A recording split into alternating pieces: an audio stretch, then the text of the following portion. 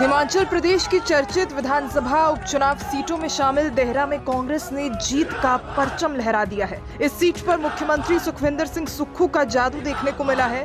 पहली बार चुनाव मैदान में उतरी सुक्खू की पत्नी कमलेश ठाकुर ने ये सीट कांग्रेस की झोली में डाल दी है। कमलेश ठाकुर ने इस सीट पर 9000 से ज्यादा वोटों के साथ शानदार जीत हासिल की है। उन्होंने भाजपा के होशियार सिंह को 9399 वोटों से हरा दिया है। मतगणना के शुरुआती 4 राउंड में कमलेश ठाकुर पिछड़ रही थीं, लेकिन इसके बाद उन्होंने अचानक बढ़त बना ली। इस चुनाव में कमलेश ठाकुर को 32,737 मत मिले हैं। वहीं भाजपा के होशियार सिंह की बात करें तो 23,338 वोटों के साथ वो दूसरे पायदान पर हैं। अन्य 3 निर्दलीय प्रत्याशियों की जमानत जब्त हो गई है। 2 निर्दलीय प्रत्याशियों को नोटा से भी कम वोट पड़े। निर्दलीय अरुण कंकेश को 67, सुलेखा चौधरी को 171 और संजय शर्मा को 43 वोट मिले हैं।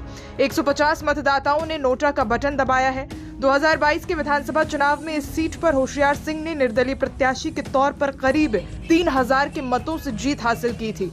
तब कांग्रेस दूसरे और भाजपा तीसरे स्थान पर रही। कमलेश ठाकुर ने इस उपचुनाव के साथ पहली बार चुनावी मैदान में कदम रखा और पहली बार विधायक बनी है। देहरा के लोगों के लिए को बहुत ज़्यादा थैंक यू बोलना चाहेंगे अपनी तरफ से कि उन्होंने मेरी माता जी पे ये भरोसा रखा है अपना, और बहुत खुश है। हमारे लिए बहुत बड़ी जीत है ये। अब पहले पापा के लिए हम यहाँ पर खुश थे, अब मम्मा भी हमारी जीत गई है, तो हमारे लिए वो भी बहुत बड़ी बात है। कांग्रेस कार्यकर्ताओं ने, मंत्री ने, MLA ने, सब ने आके दिन रात पार्टी का जो है कर्तव्य निभाया। मैडम देर में नारा काम कर गया बेटी का, देख ही रहे हैं जी आप, जितना मेरे को शगन डाल रहे हैं मेरे मायके वाले। मुझे गर्व है उनके ऊपर।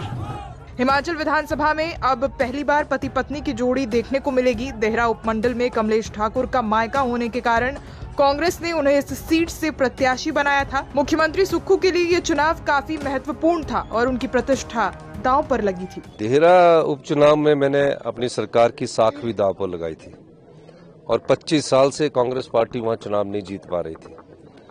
और जब कोई मुख्यमंत्री अपने परिवार के किसी सदस्य को चुनाव लड़ाता है तो उसकी साख पूरी दांव पर होती है।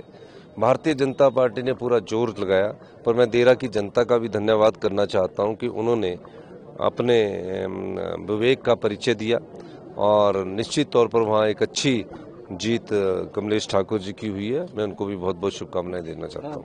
आपको बता दें कि साल 2012 में अस्तित्व में आई देहरा सीट पर पहली बार कांग्रेस ने अपना परचम लहराया है।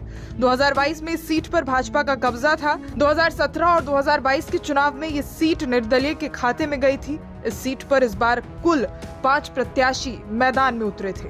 आपको बता दें कि कमलेश ठाकुर का मायका इसी निर्वाचन क्षेत्र से सटे रक्कड़ इलाके में है। देहरा कांग्रेस के नेता एक सुर में कमलेश ठाकुर को उम्मीदवार बनाने की वकालत कर रहे थे। देहरा ब्लॉक कांग्रेस ने इस संबंध में एक प्रस्ताव पारित किया था। कांग्रेस को ये उम्मीद थी कि मुख्यमंत्री की पत्नी को उतारकर देहरा सीट से पहली बार कांग्रेस परचम जरूर लहराएगी। कमलेश को चुनाव में उतारने से कांग्रेस महिलाओं को 1500 रुपए की पेंशन के मुद्दे को भी भुनाया गया था। दरअसल देहरा से कांग्रेस पिछले लगातार 3 चुनावों से हार रही है। देहरा हल्का 2008 में अस्तित्व में आया।